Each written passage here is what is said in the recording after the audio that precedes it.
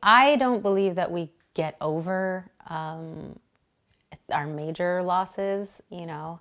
Like, I got a parking ticket the other day and I'm over it, but I like these major losses stay with us. And I've been thinking more about integration and what an experience of integration looks like, and noticing that I've, you know, enough time and experience has happened that I think that's what's going on for me.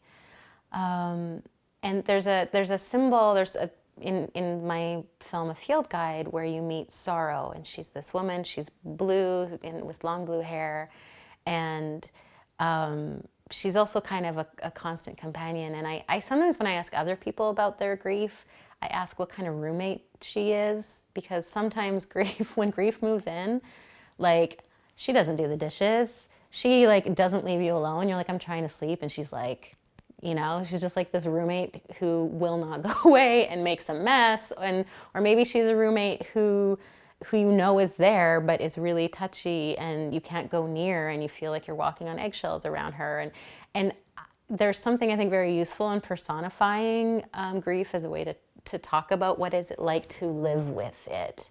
Because of course, under grief, this umbrella of grief is numbness and anger and sadness and pain and longing and bitterness. Like, there's so much that comes under grief. And so I've used that often to describe my own experience with grief, and ask other people, like, to give that as a tool. Like, what's it like living with her or him or them, or however you want to personify this relationship.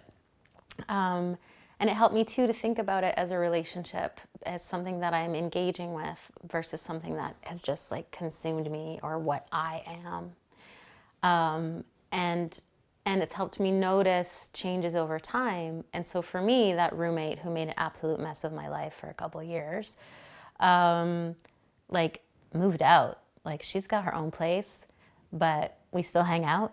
She does sometimes show up unannounced, but I can actually tell her, you know what, like, I could see you tomorrow. Like, I know you need some time, but let's do that tomorrow. And she can say, okay. Like, the relationship has evolved.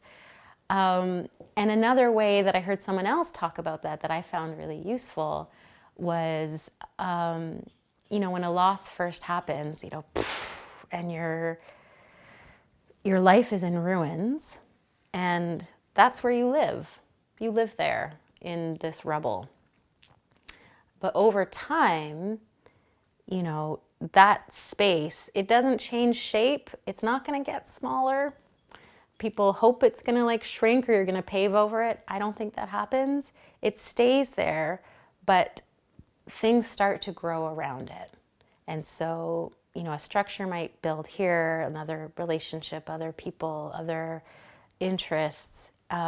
This garden can grow around that space, and you can visit it, and you can tend to it, and you can take care of it, but it won't be the only thing in your landscape anymore.